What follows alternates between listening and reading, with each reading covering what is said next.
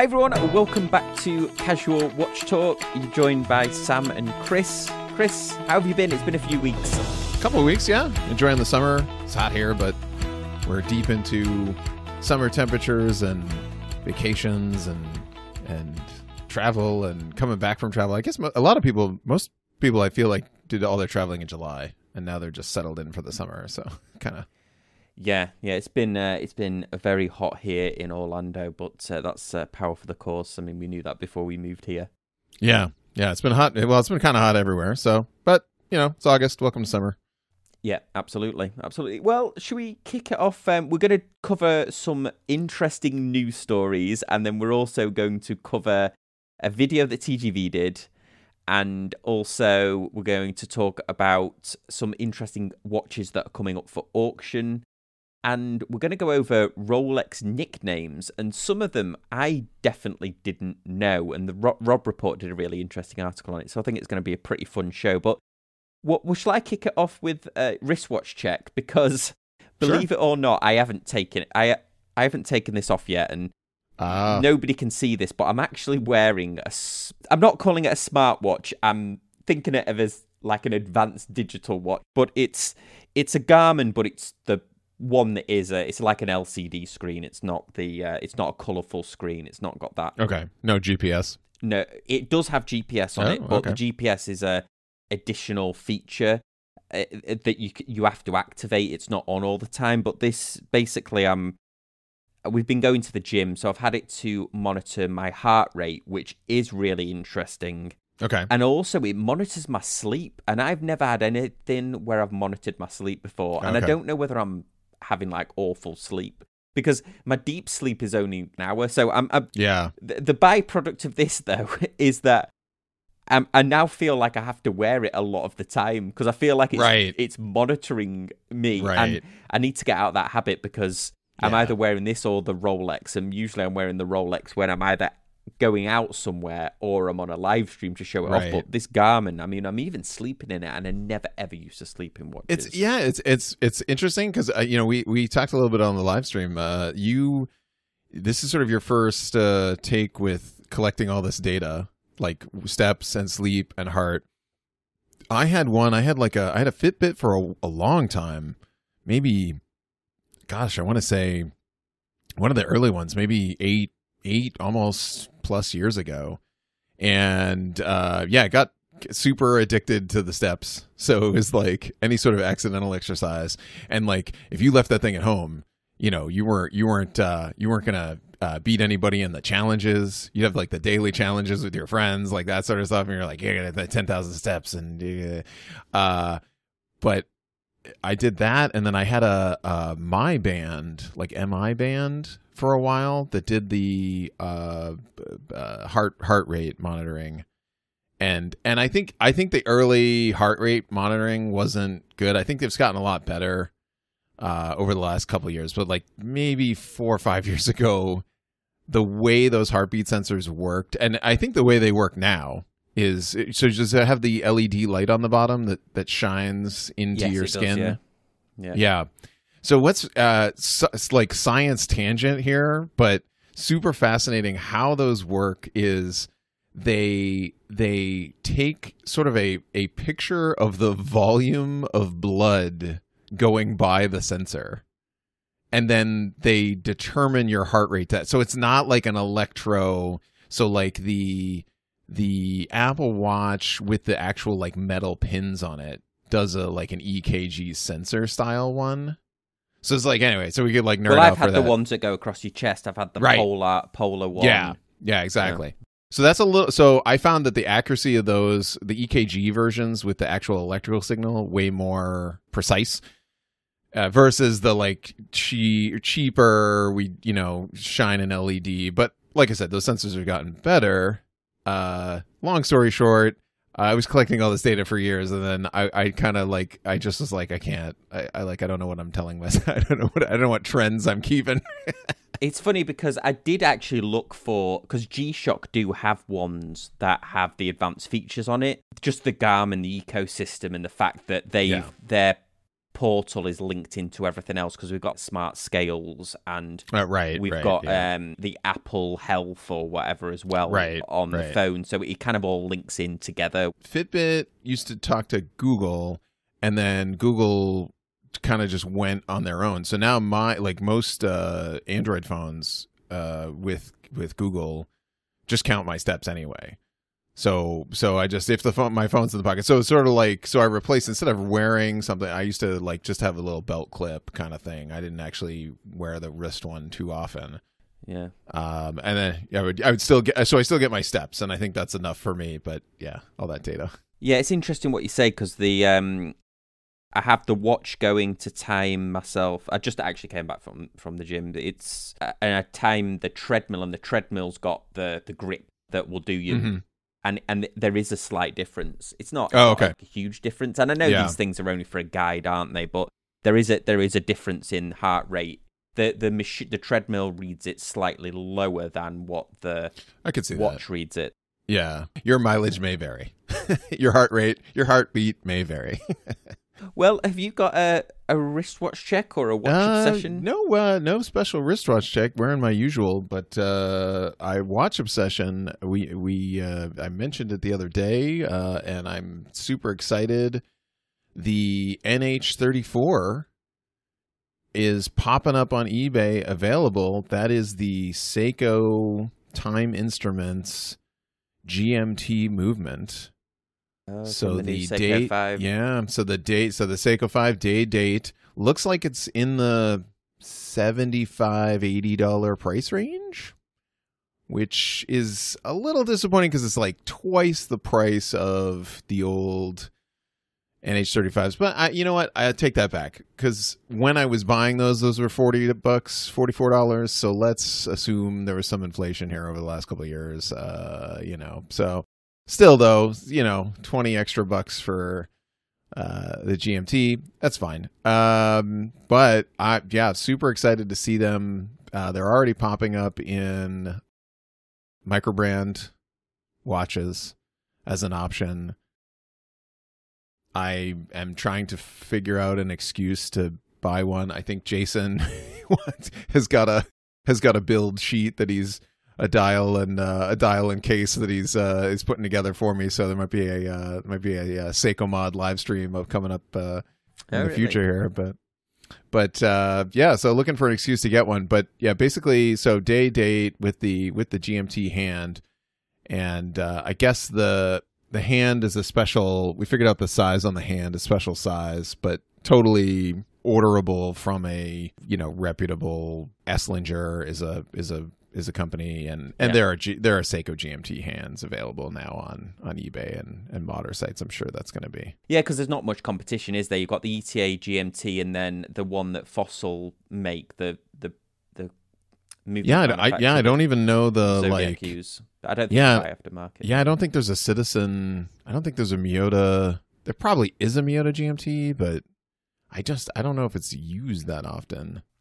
Yeah, do you know, one thing I didn't know, I only found out this week, maybe you know this already, that Ronda make mechanical movements as well as the quartz ones. Oh, okay.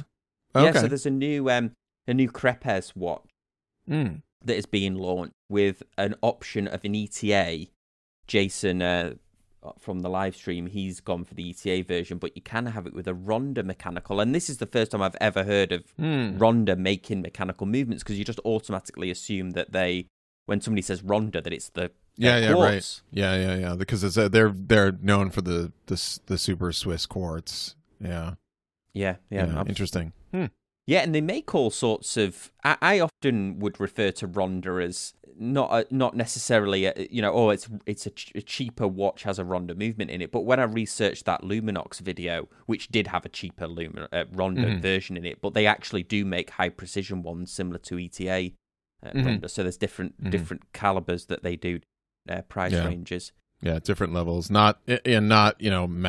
Certainly mass produced, but a known. They are a known brand, a reputable brand. Yeah, absolutely. Well, there's been some very interesting news stories coming up. The one that I thought was quite interesting was that they're going to be selling Daniel Craig's actual watch from No Time to Die. So this was the one where Adrian at Bark and Jack made quite an interesting point about they were having a moon swatch discussion, which, total tangent here, did you see that Adrian broke his moon swatch? No, I did not. One of the pushers broke off it. Oh, just snapped off it? Yeah, I would highly encourage, watch that video. I'll go check that out, yeah. Yeah, he makes amazing videos. He's actually going to super glue it back together, which I guess is one of the benefits of it being made of plastic. Right, yeah, because you're like, oh, all right, well, yeah, right, exactly. Well, he made an interesting point about Omega that, yeah, they had a win with the moons, but if you actually consider that they had two big hits during COVID, which was that their No Time to Die watch, because No Time to Die was delayed basically 2 years, the watch had already been out, so they missed that kind of hype of, hey, you saw the film, now buy the watch, because the watch was already, it was old news, wasn't it, by the time the film came out? That's true, yeah, that's true. And then also the Olympics, they missed that bounce from the Olympics because all the Tokyo 2020 watches were out because the games were obviously delayed as well. So he made like an interesting point about that. I don't know whether we'll ever see the figures on how much that impacted them, but apparently the moon swatch has helped, whether it's long-term or temporarily, the steel version of the Speedmasters. But, well, it's certainly driving up eBay's watch percentages by 3% every transaction. Yeah. So there's some interesting fakes actually that have popped up. I've seen some interesting fake ones. Oh, really? The moon swatch. Fake moon swatch? I mean, yeah. Wow, that didn't take too long. Jeez. No. They showed one on the. We were on the Tea and Tickers live stream the other day with Dave from Scottish Watches, and we showed one, and you can tell straight. Lord. Well, we could tell straight away which was the fake one, but I think if you weren't an educated watch buyer, they did look quite similar. But because we know the Speedmaster so well, you could tell all that the lugs aren't quite right or whatever. Yeah, but like a super bad flat Daytona with fake Daytona where the hands don't move. You can just look and be like, oh yeah, that's every now and again you'll see someone posted on Reddit watches and they'll be like, hey, is this Daytona worth anything? And then it's just like, that is a fake. Yeah, but this on this moon swatch actually, it wasn't far off. It wasn't that okay? No, it wasn't far off. Interesting. But so the Daniel Craig's actual worn watch is going up for auction. Interesting. It is an iconic part of a movie. We're going to talk about another watch in a bit that I think could have played a bigger part. I just caught up on, it's funny, I just caught up on all the 007. I watched them back to back.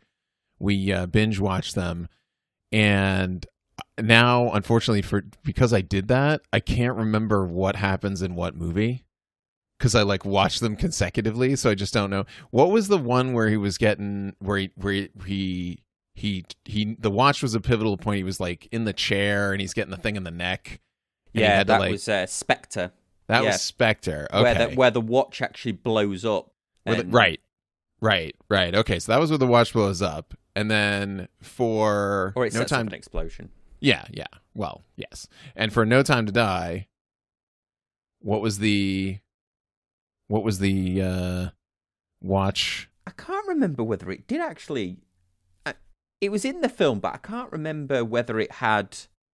Yeah, if it had if it had any. Yeah, that I'm sure somebody will correct us now, but yeah, normally I can remember the watches quite well because obviously Brosnan with his laser and the saw on the bezel. But yeah, I can't remember what it was in No Time to Die. But the reason that I mention this watch is that they're only estimating, it's actually I believe it's a Christie's auction. Yeah, it's a Christie's auction. It's called 60 Years of James Bond, and they're auctioning off quite a few James Bond things, which it'd be quite interesting. So, but they're only estimating that this is going to go for $18,000 to $24,000, which seems, I mean, the watch itself is $9,000, so an extra $10,000 for it arguably being the most iconic film used version of that watch seems very low. I would expect that to go way over. Yeah. I mean, especially what's cool about this is working actual early production Omega Seamaster worn by the actor, right? Am I getting all that right? So this isn't a prop watch. No. This isn't this is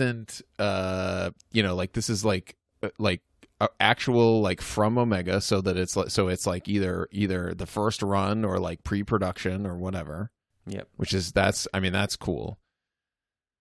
I don't know if I'd actually wear it, but I guess if you got it for a decent price, but it's certainly a cool collector piece. They're going to be auctioning off Aston Martin, and then the stunt boat from The World Is Not Enough, which I think he races down the Thames. Brosnan was one of my favourite James Bonds. Right. But yeah, very, very interesting. So keep an eye out for that. The auction is going to be on September. This is a two-parter, so it's going to run. Sorry, it's not a two-parter. It's going to run from the September the 15th to October the 5th. I think it actually might be a two-parter as well. I think there's two auctions, but this one for the watch is running from September the 15th to October the 5th. Yeah. Cool. It's open to the public, the auction. All right.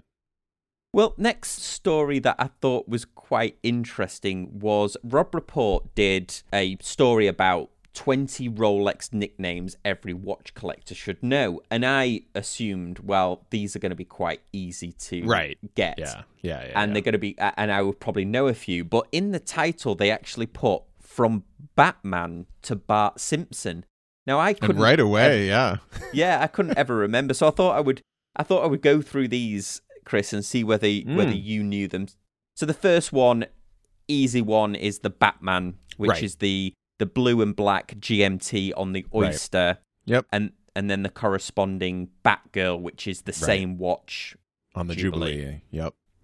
Easy to identify. Mm-hmm. So the next one they've got on here is what they're calling the Bart Simpson, which they're saying it's actually a vintage Rolex, the 5513 Submariners that were made in the early 60s.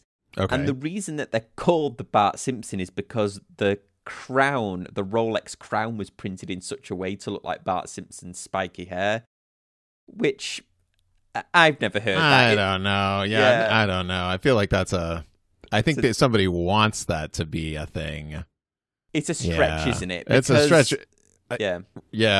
And like, I think there should be like a time limit on like when the nickname, because like, I think 1985, I think The Simpsons, wasn't it? Yeah, right. I feel like that's a lot later. Yeah, exactly. Like versus the Batman. Like when the black and blue version ceramic came out, it was like, psh, yeah, of course we're gonna call it that. You know what I mean? Like it made sense. Like Batman was around. It was, it's a stretch. Okay. The next. Sorry, I thought you were going to say for the like yellow, the yellow colored markers or something. Yellow of the patina of the loom. Yeah, something. The next one is one that I think most people know, which is the Rolex Bubble Back, which was the early Oyster Perpetual models. Mm-hmm. I never knew why they were called the Bubble Back until I saw one in person, and it's because the back case, the movement was designed in a way where they actually say an ovular case back, but I would have said it was sort of convex. Yeah. Case back. Okay. Another way to describe it for sure. Yeah. And then we've got this is the nickname of the dial. So this is the Buckley dial, which is named after that famous Rolex collector, John Buckley, and it's called the Buckley dial. Is basically a Rolex date just, I think it might be an OP as well, where it has Roman numerals, but the Roman numerals are printed on the dial. They're not okay, so it has applied. to be they're not okay. So printed Roman numerals. Okay. That feels probably true, a bit insider. Yes. Yeah, I wouldn't expect anyone to know that. I wouldn't expect anyone who's been involved in Rolex watches for 5 years to know that one off the top of their head. Yeah, and I think it might have been Grand Caliber or one of the others actually sat down with John Buckley and it went all the way through it. I don't know if it was Hodinkee. I think it was actually Marco at that sounds right. Grand Caliber. The next one's an easy one that everybody knows, which is the Coke, of course, which is the GMT with the black and Red red. and black. Yep. Easy. And then we have one called the Fat Lady, which is the GMT Master 2 called the Coke, but it said it featured a case that was 0.5 millimeter thicker than its predecessor in order to accommodate a new caliber, the 3085 movement. This particular reference has thus become known as the Fat Lady, But wait, or alternatively, the Sophia Loren, in geez. reference to Italian actresses' famous curves. It also includes a sapphire crystal, white gold hour surrounds, and independent local hour setting, making it the first truly modern GMT. I never would have known that. No, yeah, I don't know. So that this only came out like 4 years ago, right? The one, what is it? The 116? No, this is a 1983 reference. Oh, okay. So that's interesting because, like, okay, so they made them bigger 4 years ago when they changed the, when they changed the movement again. So I guess is the new one the okay. Again, inside. All right, I wouldn't have known that one. Now, this next one is the controversial one because they've called the left hand GMT, they've called it the Green Lantern. What? Oh, yeah, jeez. I know, which most people call, I think they either call it the Sprite or the Riddler, but this is the left-hander, the black and green GMT that was released this year. Oh, wow. I'm not sure how I feel about the Green Lantern. They've actually put that it also has aliases Green Lantern, the Sprite, or the Destro.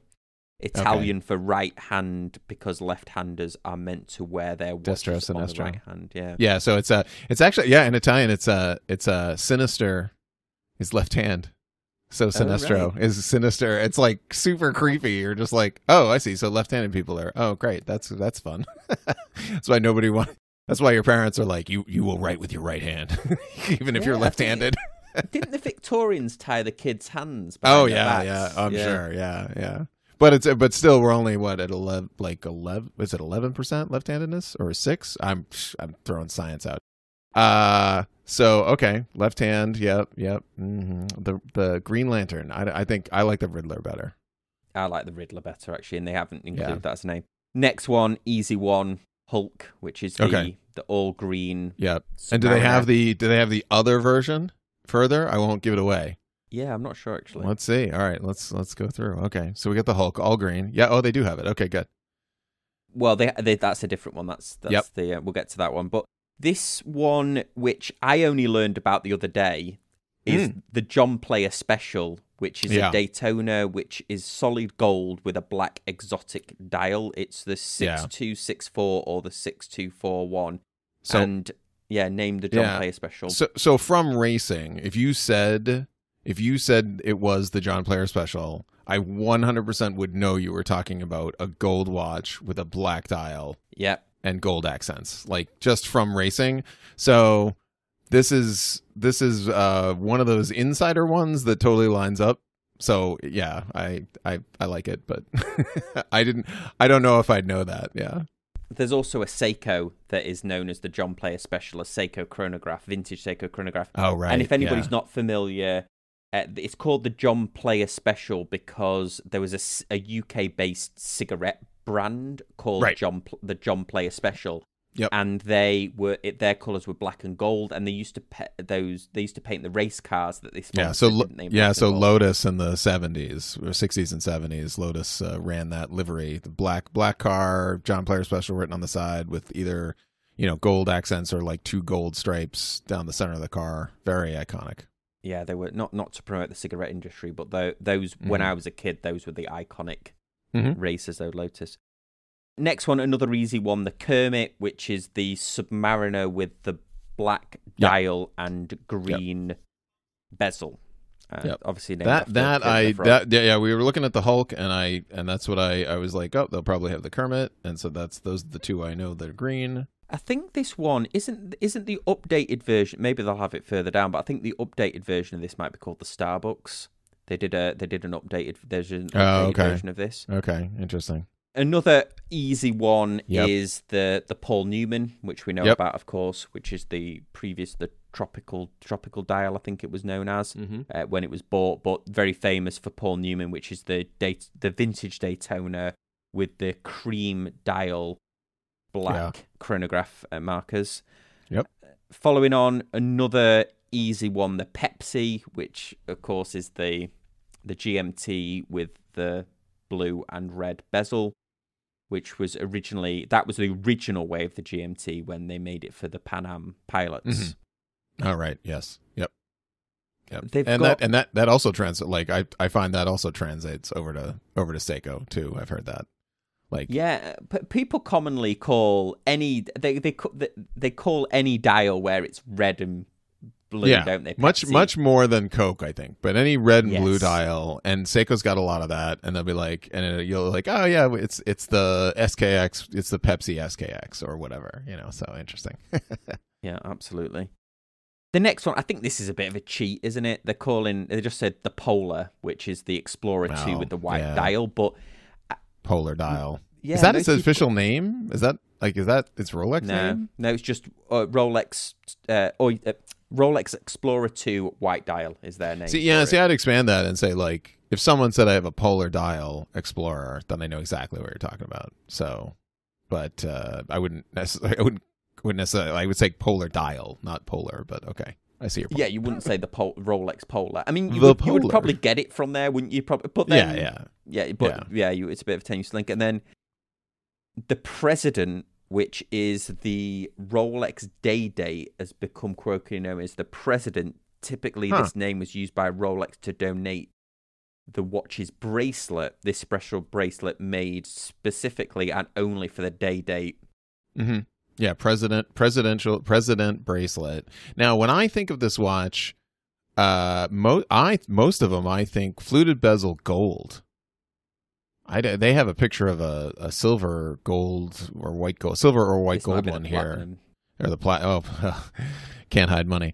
So I wonder. When if somebody says they have a date, president, Rolex president day date, I would think of gold, but that's maybe because like Harry Truman and. They were. I think they were gold, weren't they? They're the precious metal ones, aren't they? I think it's platinum, white gold, and then like you said, the yellow gold. Yeah.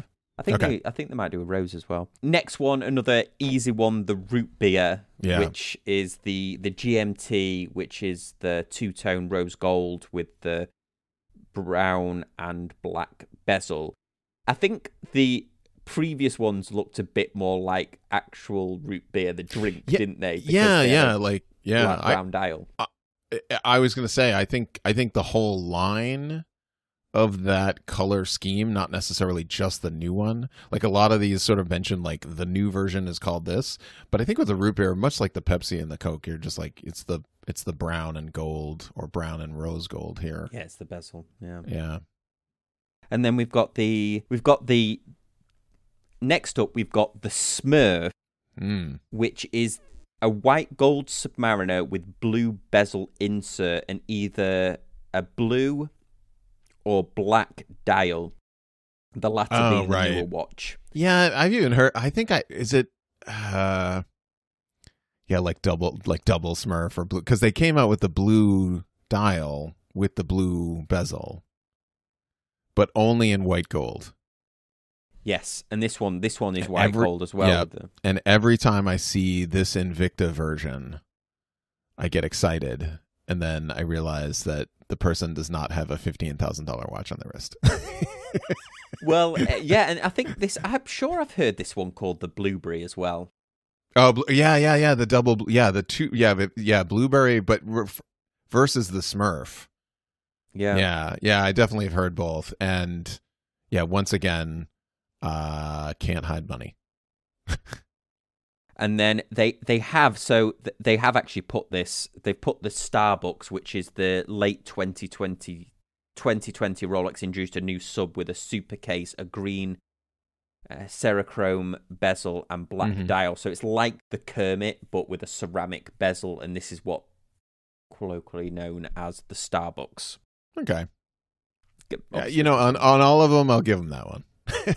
This is one that I didn't know was called the Steve McQueen, and this is one of the very early Explorer 2s, which actually looks the spitting image of the Black Bay Pro now. The new Black Bay Pro took its inspiration from this, but I didn't realize this was, they called this one the Steve McQueen, because I think he had a day date as well that he wore. Yeah, and he was such a watch guy. He wore so much stuff. I don't know if I could tie multiple things to him, Yeah, and he's very heart as well. Yeah, or on the flip side, I don't know if I could, if someone says, "Oh, the Steve McQueen watch," I okay, of what, of whose watch, of which one?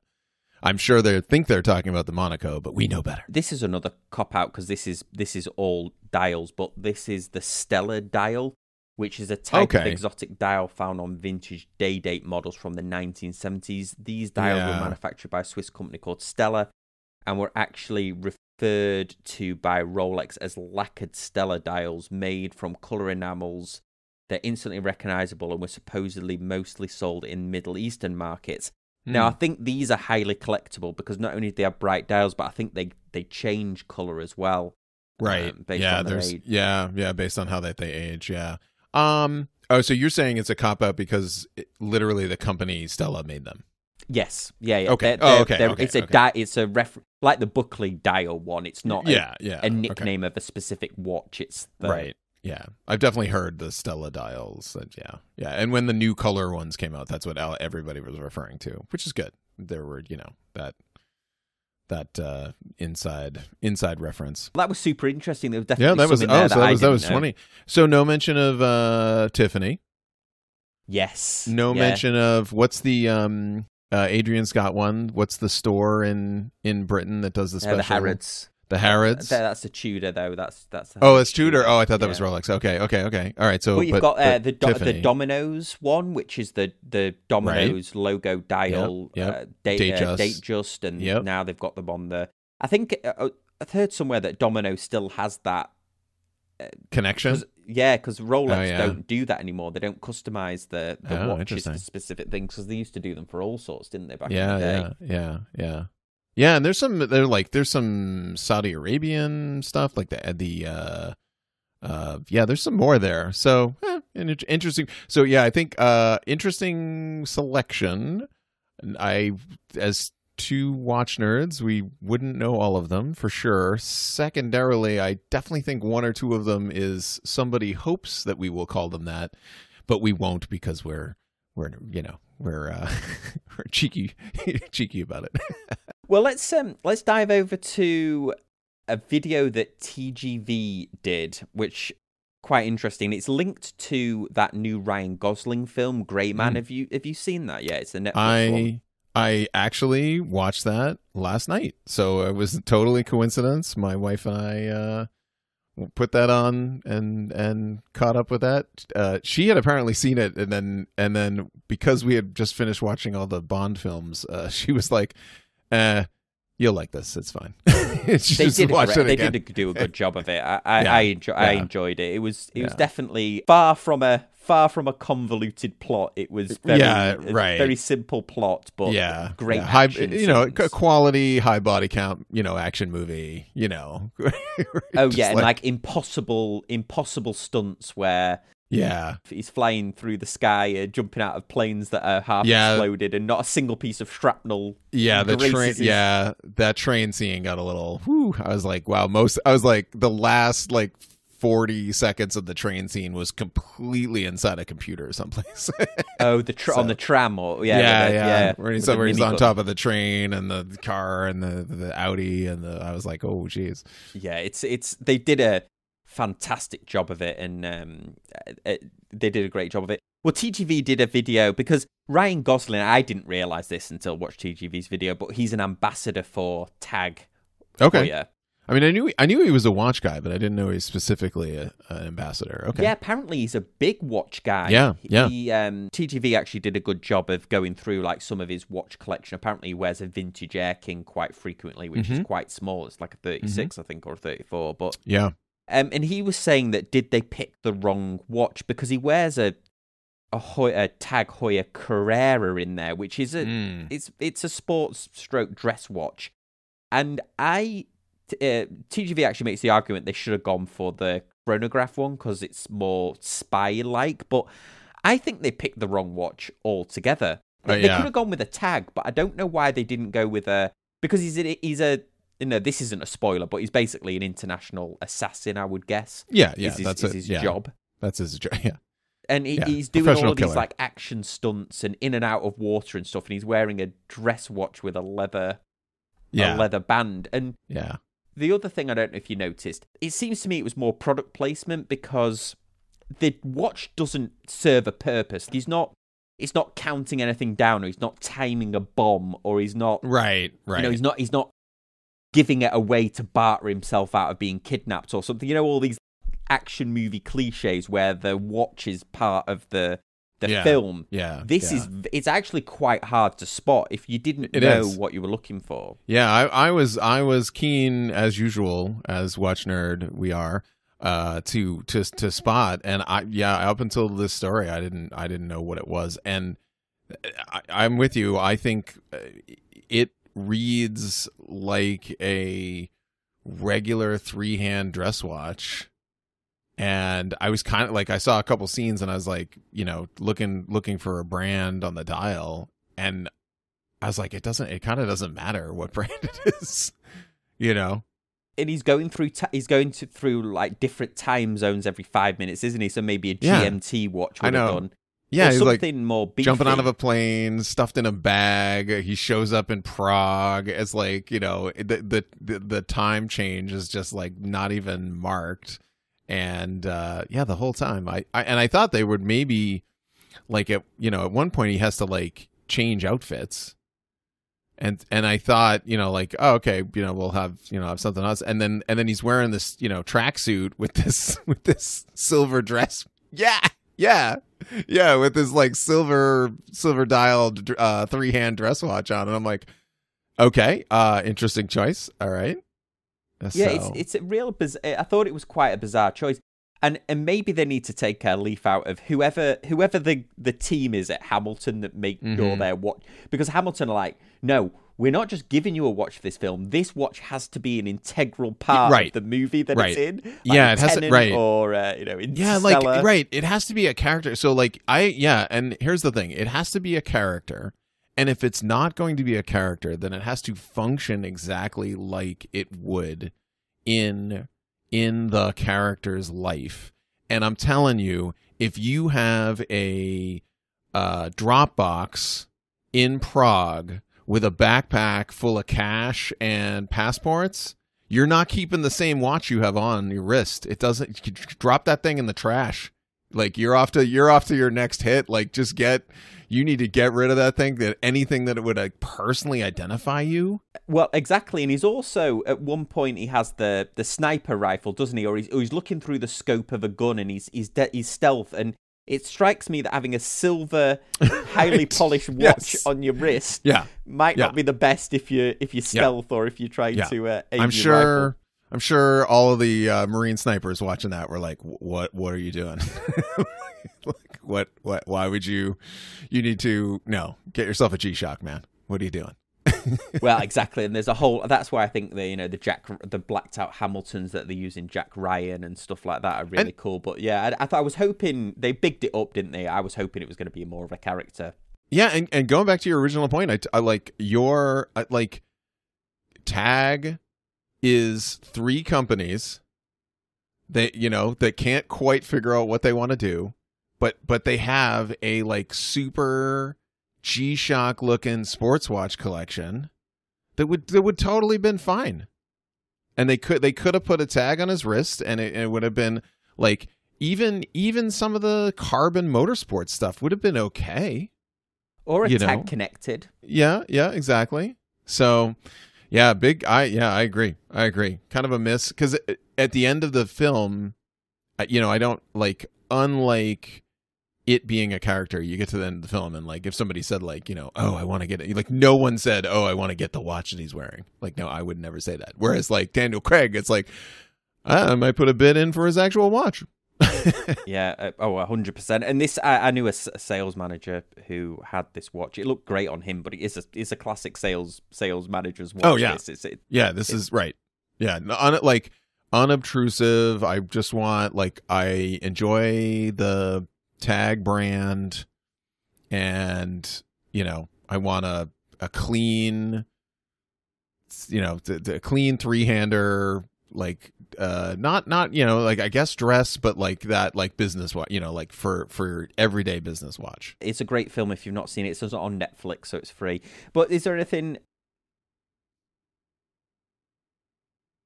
Oh well, I don't know if you caught Teddy's. We made a great list of YouTubers that we watch. So I just caught one from Teddy Balbasar about a X $1,000, I think it was $9,000 watch collection that he did a video on how to put together a $9,000 watch collection, and it sort of struck me because I don't think people should collect that way.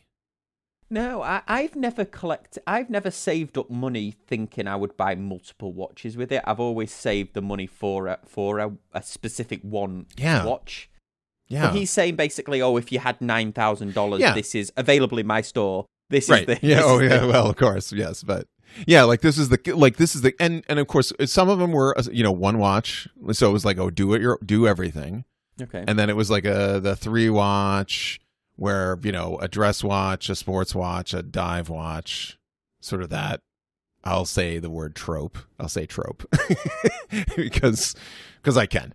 And it I was like, do you really collect like that? And it makes me think of Tyler Durden in Fight Club, like making all of the correct purchases.